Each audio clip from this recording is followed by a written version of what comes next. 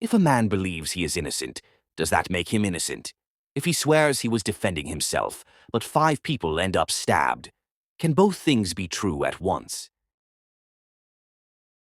In quantum mechanics, there's an idea known as Schrödinger's cat, a thought experiment where a cat is placed in a sealed box with a vial of poison. Until you open the box, the cat exists in 2 states at the same time, both alive and dead. Crime is no different. Until we open the metaphorical box, until we examine the footage, analyze the testimony, dissect the forensics, Nicolae Mew is both a terrified man fighting for his life and a violent attacker who escalated a conflict into bloodshed. 2 realities exist. The question is, which one do you see? It was a warm summer afternoon, July 30th, 2022. The Apple River in Somerset, Wisconsin was filled with tubers, people floating down the gentle waters, soaking in the sun. Among them was 53-year-old Nicolae Mew, out for a peaceful day with his wife and friends. A phone was lost in the river. That's how it began. Nicolae, playing the role of the helpful friend, dove beneath the water, searching for it. But when he surfaced, things were already spiraling out of control. A group of teenagers watching from the banks misunderstood his actions. They thought he was lurking, creeping toward them. A confrontation started. And then, violence erupted. Die, bro! Wait, what? What? Oh my god! Oh my god! Oh my god! Oh my god! Are we serious? Is this real? Oh my god! Who is that?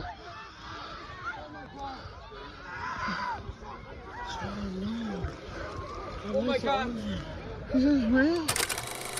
So what I do everything from hoses, recovery machines, all the electronics. I talk to customers, I get business, I do the documentation, the design. It's a small company, so I like to do everything. Testing, evaluation, you name it. You know, 16 years over there, and that's not even scratching the surface. Really? Well, I have bigger dreams now, shattered, but anyway, I don't want to talk about them right now. I don't know exactly what happened. I just don't. I can't talk about it. I need to go one step at a time. Yep. And if you have any questions along the way, Nick, just stop and ask me, okay? Or if you need to take a break, just... How bad is it? Well, can we get through this form and ask each other questions? Yes. I want to maintain the integrity of this investigation and your rights, and, you know, so I want to get through this form and then we can ask questions, okay? So I'm going to turn this around. I'll give you this pen. What I'll have you do is I'm going to read each. You seem to speak excellent English. Yeah. You can read. Yeah, Miranda rights, which have not been read to me when I was put in the car. Is that right? And that's okay, because as long as they weren't asking you any questions, they don't need to. Oh. But I'd like to ask you questions, so that's why we're going to go through this right now, All right. okay? So I'll let you have that pen, and so I'm going to read these to you, okay? Mm-hmm. You have the right to remain silent. Or just the... You can check mark it, or some people put their initials. You know, we'll have you sign it at the bottom, so that's however you want to do that. Anything you say can be used against you in court or other proceedings. So I would like to ask you questions about your day today, what happened, you know, like how you guys got to be on the Apple River today, and then like what your day was like. Mm-hmm. It's up to you if you're willing to answer questions. If you decide that, yep, I'll answer questions right now, and in 10 minutes you don't want to answer anymore, you just need to tell me that, okay? And if you don't want to answer questions right now, then that's fine too, and I will leave. It's up to you. All I can say, it was self-defense. Self-defense. There were lots of people that came on to me. Self-defense, and they produced 2 weapons. One I took from them. Okay. That's the only thing I can tell.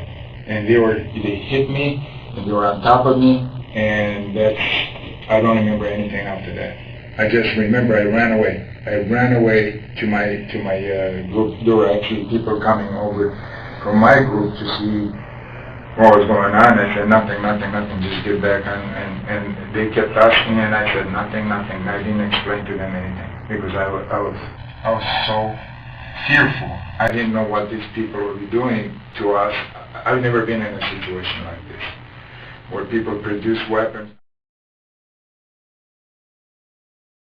To hear Nicolae tell it, he was attacked first. To hear the survivors tell it, he was the one who struck first. This is where the lines blur. Memory distorts. Witnesses conflict. Truth splits in two.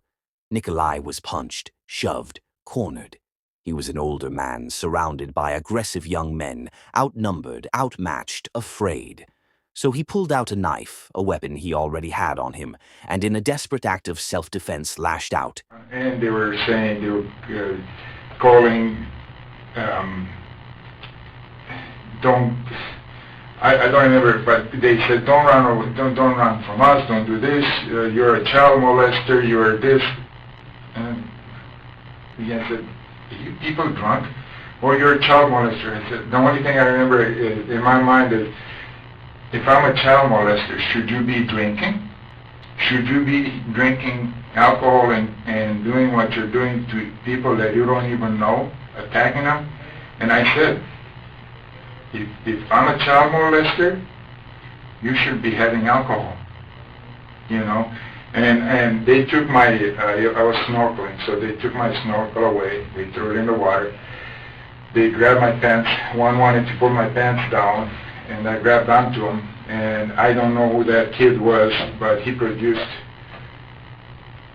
had a knife on him. And then there was another knife, a longer knife, looked like a kitchen knife, kitchen or something, I don't know. And I don't know what happened to either one of them. I just know that when the kid attacked me, I took that from him. The kitchen knife or the other No, knife? the smaller knife. Okay, what did that knife look like? Do you remember? I don't even remember. Take a good look at Nicolae Mew. Be honest. Does he look like a killer to you? Science tells us that we judge people's guilt or innocence based on their facial features. A hard jawline, deep-set eyes. These make people look more criminal.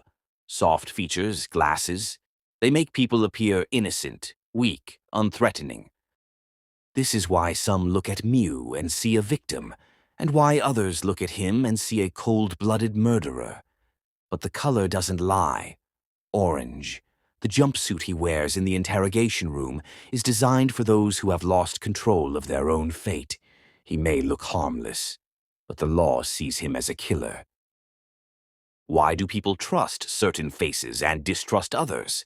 Humans instinctively judge faces in milliseconds thanks to the fusiform gyrus, the brain's facial recognition area.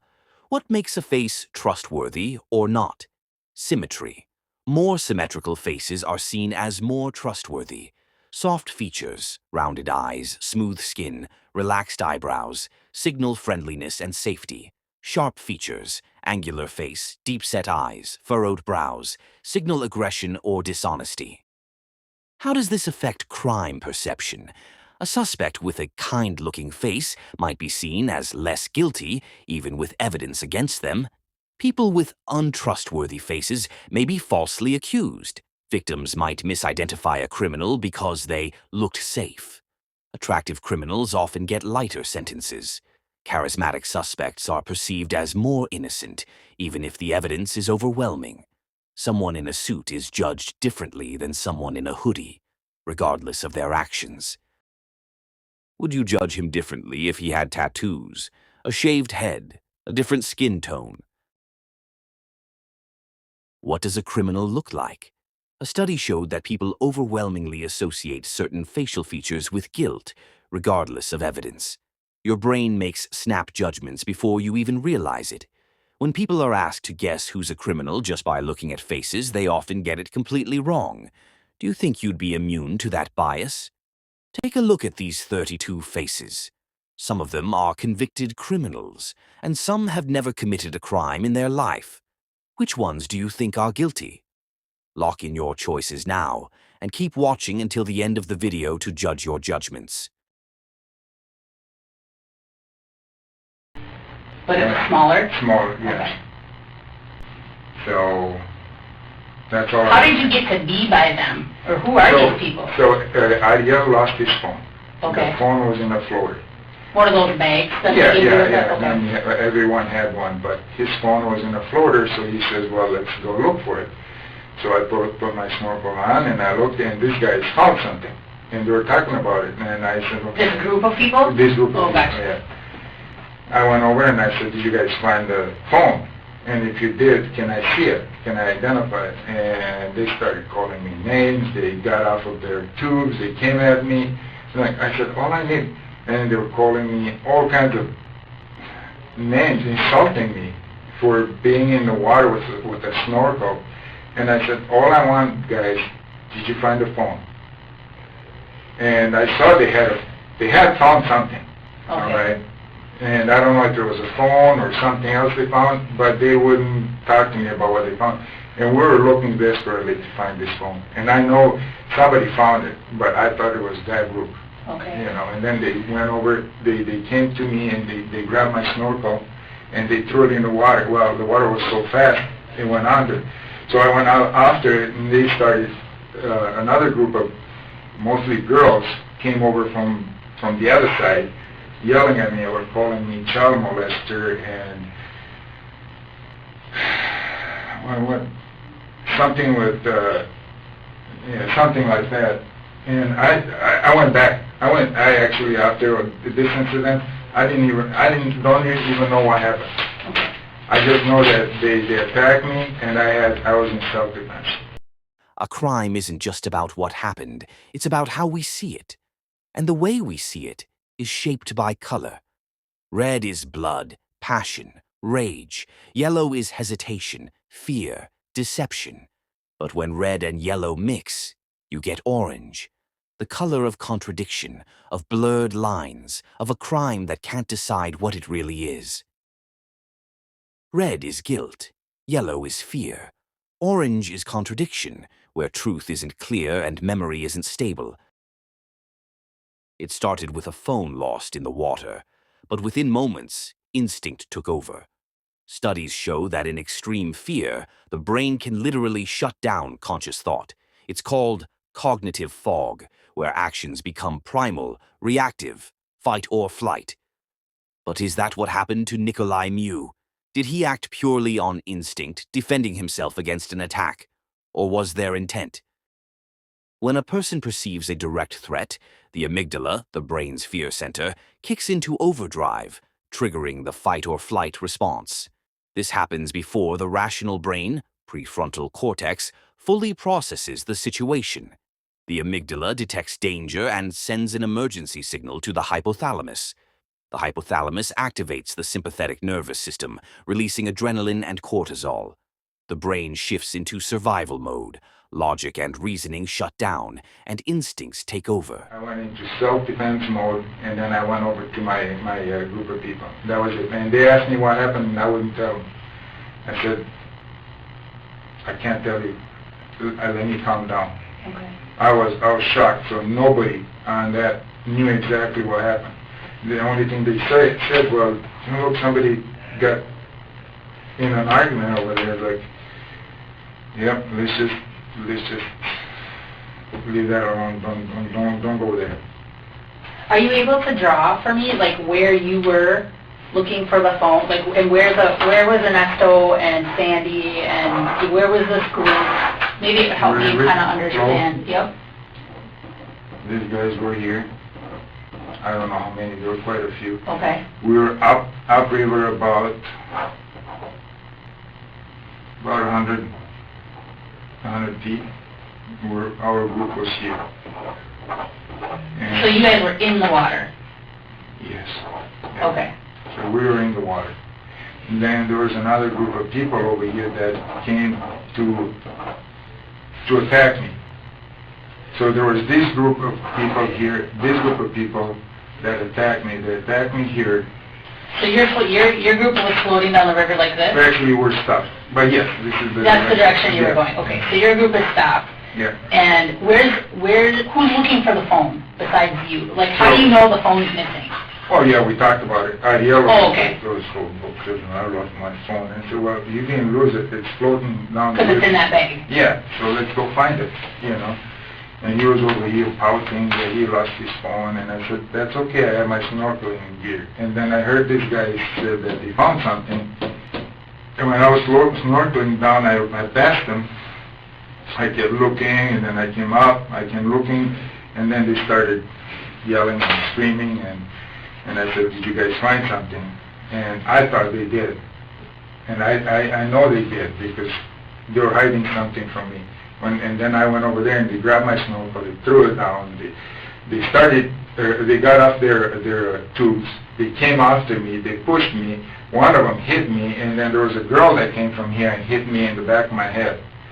And I was about right there. You said right here? When she hit me, yes. And that's when the female hit you? Yeah.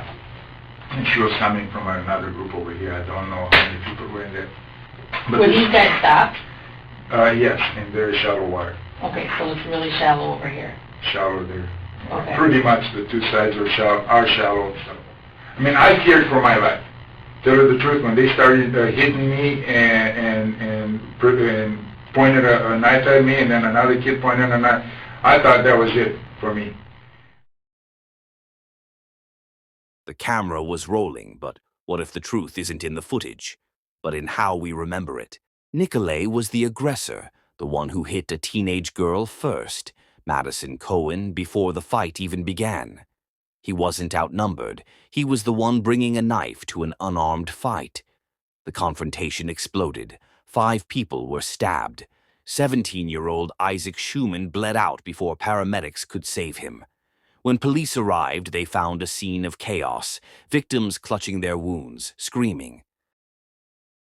Dante Carlson, Tony Carlson, Reilly Madison, and A.J. Martin, all severely injured, bleeding into the river.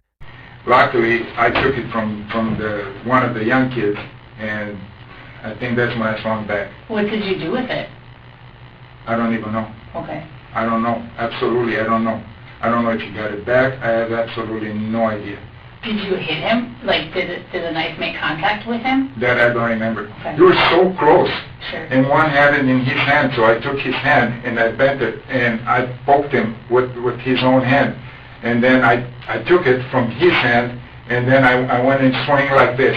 So I don't know who I hit. I just know that I took the knife from one of the kids. Okay. The other one, I don't know what happened to it. I didn't get hit.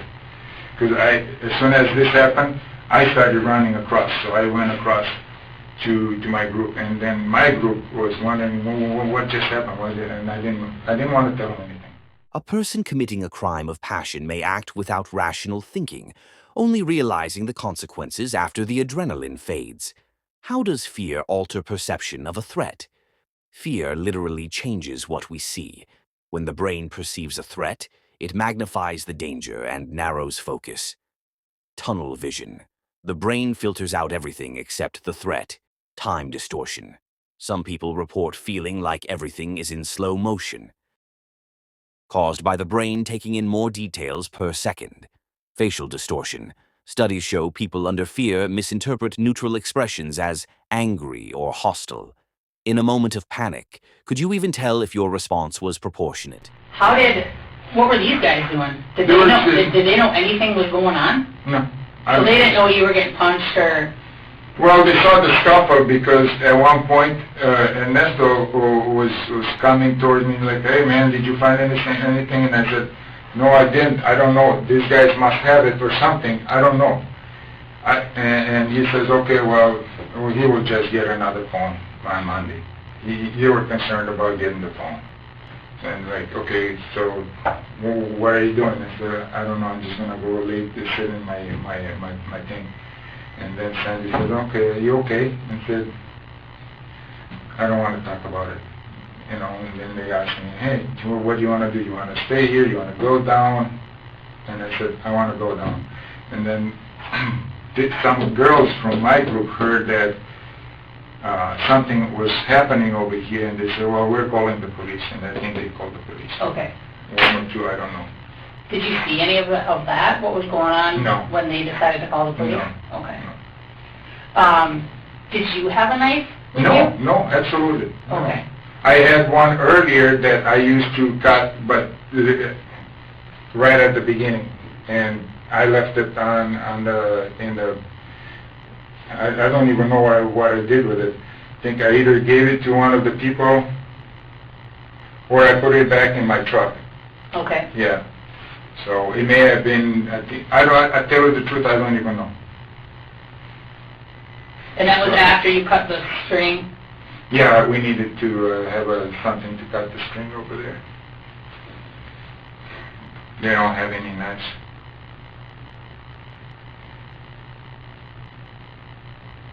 So, But you had one with you today, right? the what? A knife to cut. How did that, I think it's in my car. okay. Yeah. I think Did you drive or did Sandy drive? I did. Okay, Yeah. okay.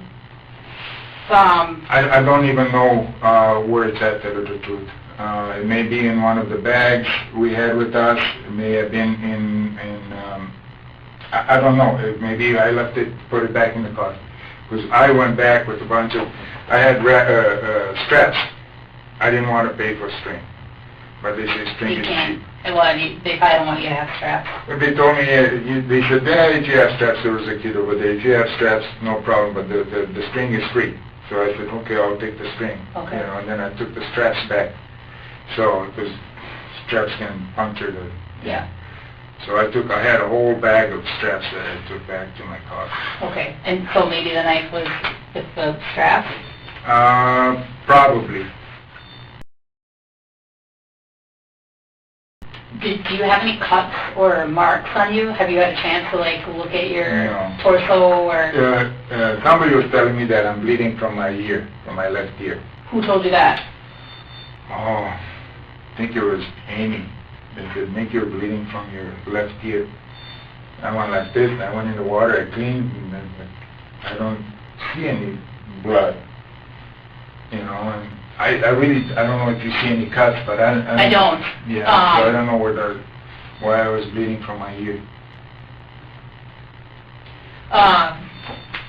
But Amy saw blood? I think she says you're bleeding from your ear, Nick. And then I cleaned and I said, look, there is nothing. Oh, okay. Okay. Yeah. Yeah, I don't know if it was blood or if it was weeds she saw. I have no idea. We were like, she was on the other side and I was just... Yeah, so she's over here, right? She's over here, yeah, right here. Oh, so she's closest, Amy's over here, closest to the shore? Yeah. Okay. With their nest right here. And I was over here somewhere in one of these. Okay, and you got back in that tube then when it was time to go? Got back in my own tube, yes. Okay. They attacked me, and that's it. And then I said, let's go. I don't want to be here. Yeah. So they don't know what happened here. You didn't tell anybody? No. Okay. No. You're the first one to know. Okay. That's why probably Amy and everybody else is so surprised. Well, they're worried about you. Yeah. I mean, and even Ernesto was like, I don't know how the hell this happened. They don't know anything because I didn't know what to tell them. Yeah. I really don't know. Everything happened so fast. I really don't remember why they attacked me. I don't know why they took my snorkel away. I don't know why one of them wanted to pull my pants down. I don't know why they were being so mean. I just don't know. Yeah. I just don't know. And why did they want to scare me with a knife? Memory is a fragile, unreliable thing.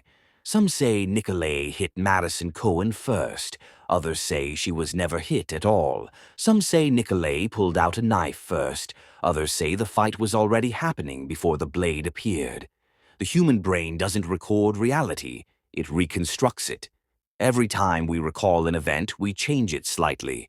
So what happens when an entire case is built on misremembered details? And what happens when those details determine whether a man spends his life behind bars or walks free? Memory isn't a recording. It's a story we tell ourselves, a story shaped by stress, time, and emotion. Eyewitnesses in high-stress situations are wrong up to 75% of the time. So, can we trust them? Adrenaline enhances some memories while completely erasing others. There can be enhanced focus on key details, like a knife, but loss of peripheral details. And there are chances of temporary blackouts. The brain shuts down non-essential memories to survive. The brain hates missing pieces, so it fills in gaps, even if the details are wrong. The hippocampus, memory center, reconstructs missing details based on logic, not accuracy. Memories change over time. Every time we recall them, they get re-edited. There's something called suggestibility effect. If someone says the suspect had a scar, a witness might remember the scar, even if it never existed. People are heavily influenced by what others around them believe. The brain prioritizes social belonging over accuracy. Fear of being wrong makes people repeat what others say. If multiple people misremember the same detail, it can feel like truth, even if it's false. I just don't know why they're scaring people on the river. It's a family-oriented river with knives and you know, what they did. So was it two males that had knives? I saw two men? males, Okay. yes, yeah. And were they both from this group, or do you even, No, even know? well, that I don't know. Okay. One of them was from this group. The one Okay. that I took the smaller knife from, I think was from this group. Okay, so you took the smaller knife. From one of them. And is that the one that you said that you kind of went, Yes. basically like... Oh, I was going like this. I wanted out. They were coming and they were punching me and they were circling me and they came really close. They were pushing me in the water and I just grabbed the kid's knife. I didn't even know if I was holding it right. I just grabbed it from him because he tried to poke me with it. So I feared for my life. It sounds like... I was very shocked. I was extremely shocked. I couldn't even say anything to anybody. I had locked jaw. I don't know. Right now, I don't even know how this happened, how I got away from all that. So when they were pushing you in the water, did you go underwater, or did you remain standing? No, I tripped. Okay. I tripped and I fell in the water a couple of times, yes. Where on your body did they hit you? In the back of my back. And I know one of the girls came over and slapped me right over my right ear.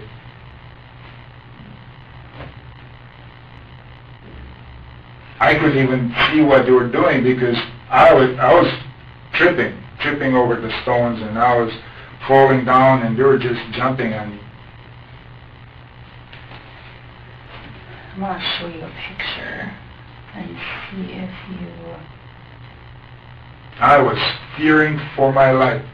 I'm still fearful that they're going to find out who I am and go do something to Sandy. And possibly some of these people over here. I fear that somehow they're going to find out who I am and continue their whatever that was. And I don't know why they're so hateful. And I just don't get it. I mean, this is the second time I come to the river, the first time for my wife, and I promised her it was going to be a beautiful outing and nothing to fear. We had lots of booze. She didn't drink because she was the designated driver. But most of us didn't. There was another girl that didn't drink on the other party because they wanted to drive home. We ate well, we had music, everything was so good, so good, so good. Of course, I had a lot of alcohol. Who doesn't? You know, Well, you had a sober ride. So, yeah. And I don't smell it on you. Were you drinking beer or vodka or what? No. Okay. We don't do hard liquor because then we dehydrate too fast and then we get cramps.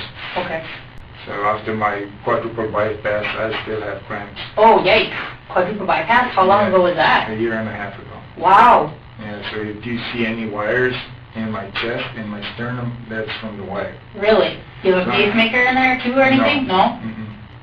I tell you the truth, I'm scared because I'm not in the best of health. Okay, Yeah. I'm just going down the river. Probably should not have even drank that much beer, but the doctor never said don't drink. Sure. You know, especially beer, you can have as much as you want in moderation. I was in cold water. Yep. You know, so, but you know. Yeah, yikes. And then missing vein here, and then from my leg. That's what they used to... Yeah, take it here, take it from here, cut it in half, that's two.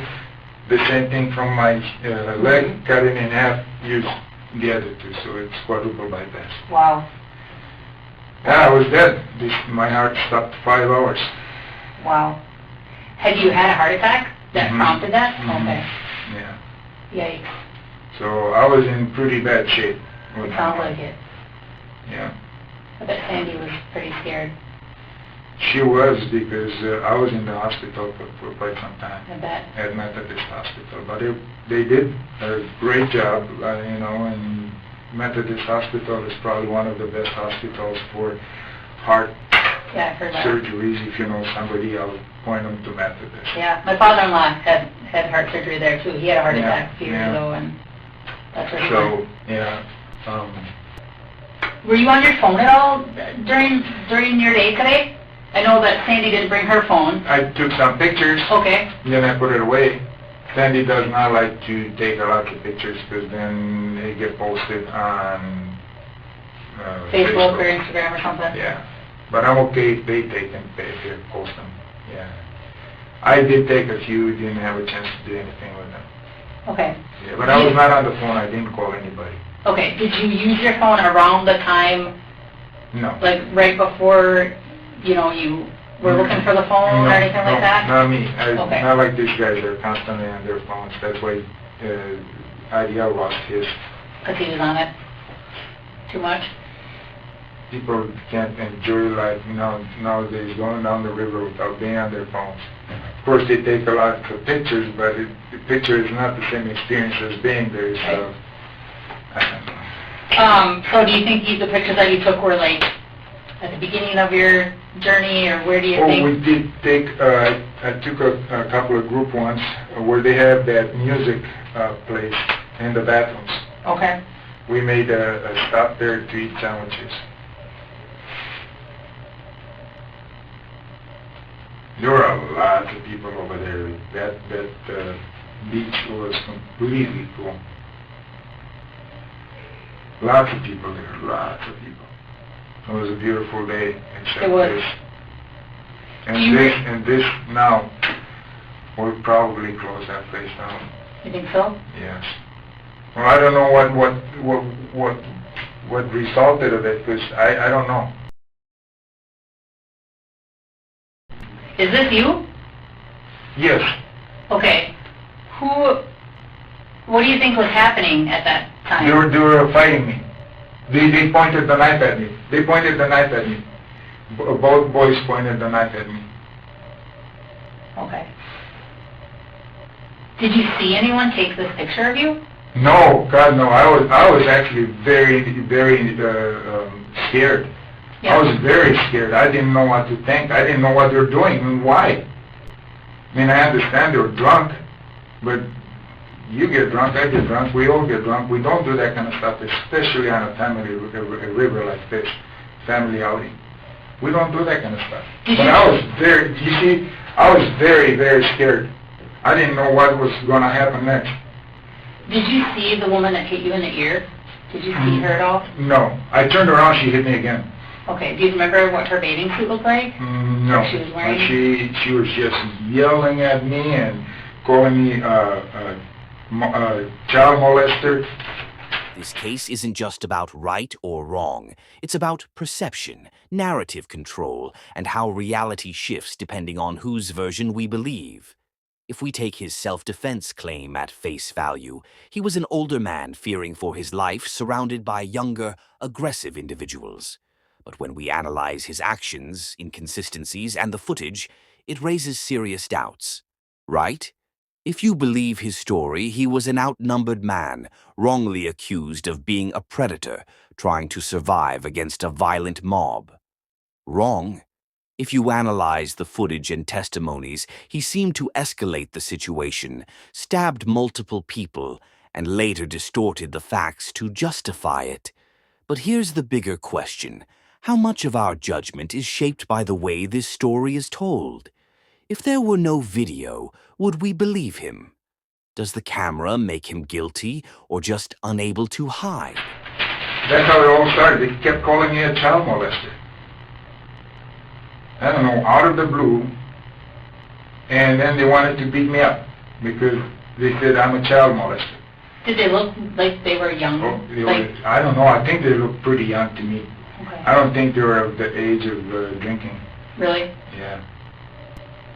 I think, I mean, I don't know, I don't hang out with people like that. My generation and the people I hang out with are much older people. Like Ernesto and Sandy. Like Ernesto and Sandy and Amy, Yeah. Yeah, Amy's probably one of the youngest one there. Sure.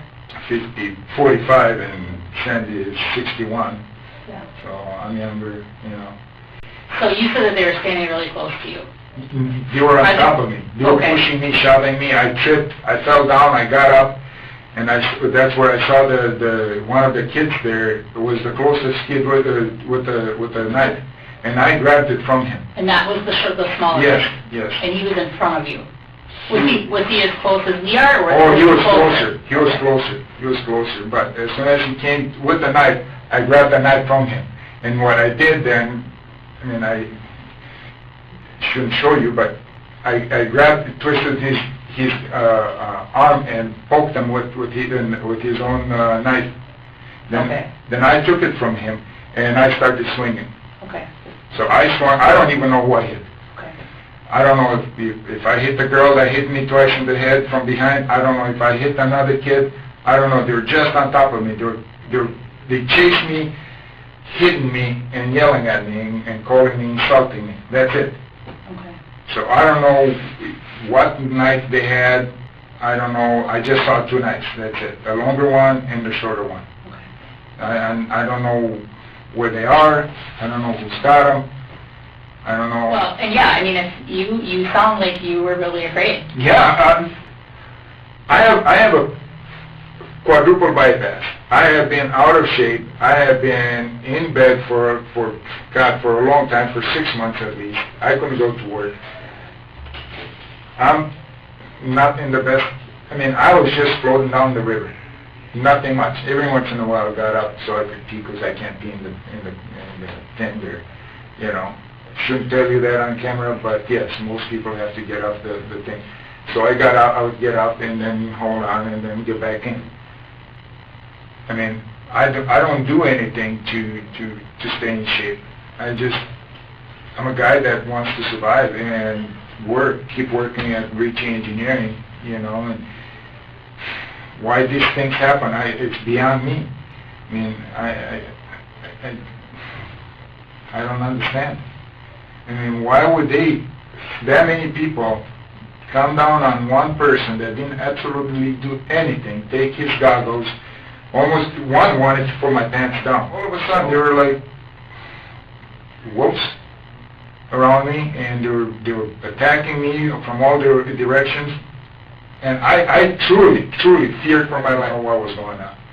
So I personally wanted to stay and watch to see if the cops get them for fighting, you know, for whatever they were doing. Sure. Okay. So I wanted to be a witness to them fighting. Gotcha. Or if the cops needed a witness, I wanted to sit there for as long as possible. And then the group said, well, there's so many people, I don't know, let's just get going. We don't want to get involved in this. I was just in there. They attacked me. Yeah, but look at them now. They're attacking each other. I don't know what they're doing. So cops came, and we stayed there for, I don't know, another 10, 15 minutes. When the police were there? Yeah. Okay. Yeah. And then we decided we'll go. And nobody asked me anything, and I said, I kept my mouth shut, and down the river we went. Okay. So I was very shocked. I didn't know what just happened, really, to tell you the truth. Well, Sandy said that you were quiet. I was very quiet. And you didn't really talk. I didn't know what to say. Yeah. I mean, I get excuse my French, my ass kicked by a whole bunch of kids. What am I going to say? I just got my ass kicked by this kid, now the police is on top of them. Well, I think something is going to come out of it. Yeah. So I thought the police was there because they were fighting, you know, because these were just boys. And they were being obnoxious, not only picking on me, then these girls came over and hit me. So these are girls over here? Well... Mostly? Mostly. Okay.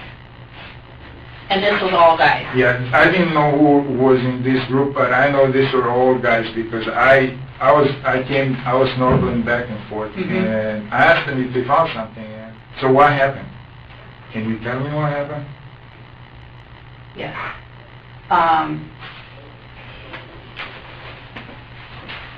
4 people went to the hospital. with injuries, Oh my God. and one person died. Oh no. I don't know any of their names, and I don't know any genders, so I don't know. Was that because they fought each other, or is I that don't know. I don't know. I don't know what their injuries are. I was with Sandy the whole time, and then when I kind of turned Sandy over to Ernesto and Amy, then I came here. So I have no idea what their injuries were. Oh my God. Oh my God.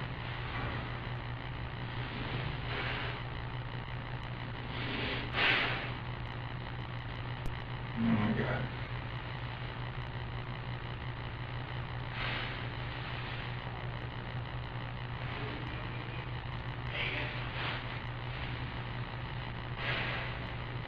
So we just need to be able to like piece this together.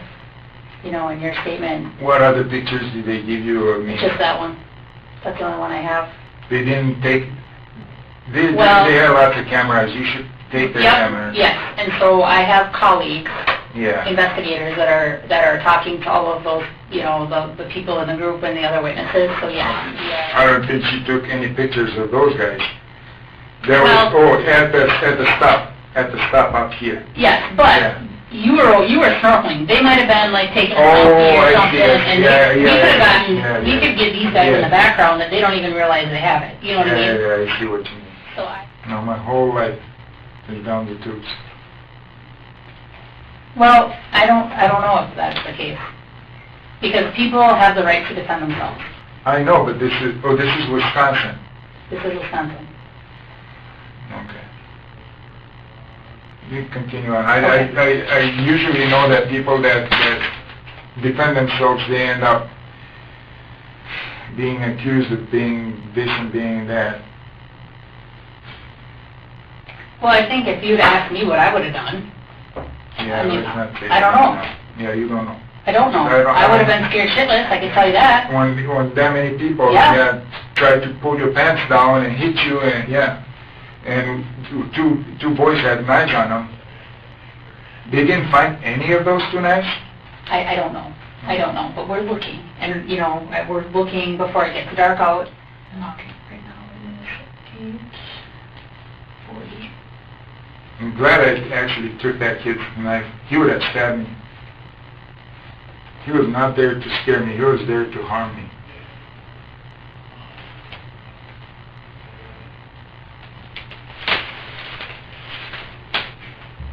At least I'm here, but I'm sorry for how it ended up.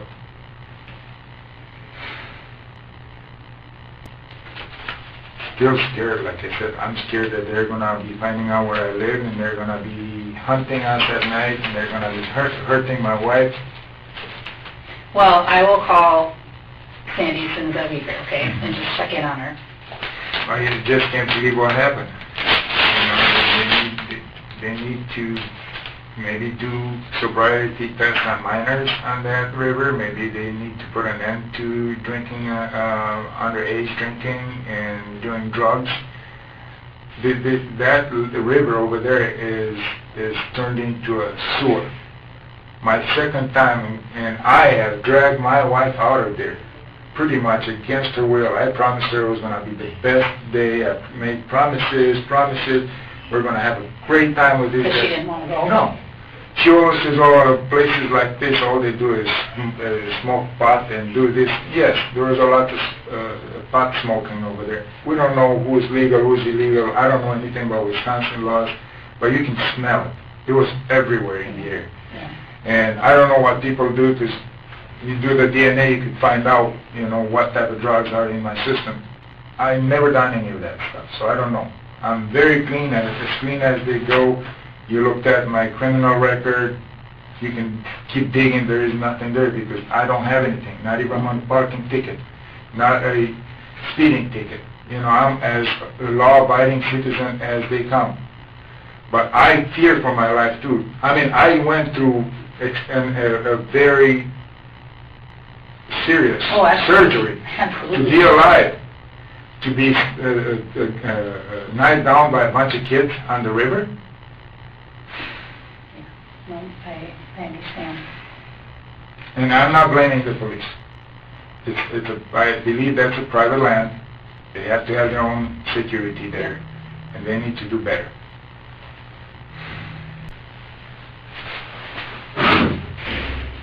Oh my God. Why are there so many stupid kids? Why would they attack me? Why would they attack me? Why? My God, why did they attack me? Why did they want to hurt me? So stupid. Stupid kids. Stupid.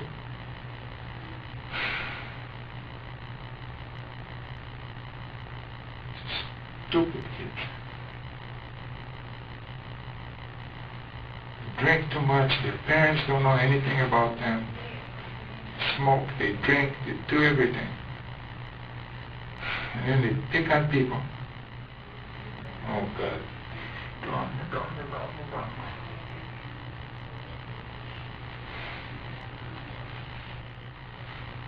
You go to have fun. You bring your family. And then they do this. They do this.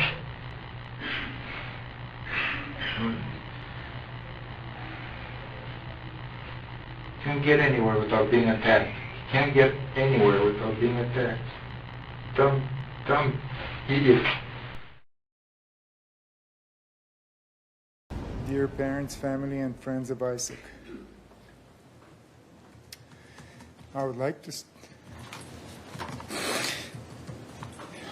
to start by letting you know how deeply sorrowed I am, and how I'll always be, for the real fact that Isaac is not with you anymore, and that I was directly involved in his very tragic and unimaginable death at such an early age. I never meant for this tragedy to occur. My soul is broken. My heart is very heavy. And I will never be the same carrying such a heavy burden and sorrow. I pray to God for forgiveness, compassion, and love for everyone affected directly and indirectly by the outcome of this tragic event. I'm hoping that you appreciate how much I'm sorry for the outcome of those events. I'm very sorry. When the jury made their decision, the box was finally opened. Nicolae Miu was found guilty of first-degree intentional homicide and multiple counts of attempted first-degree homicide. He was sentenced to 20 years in prison. The question is, did they open the box at the right moment?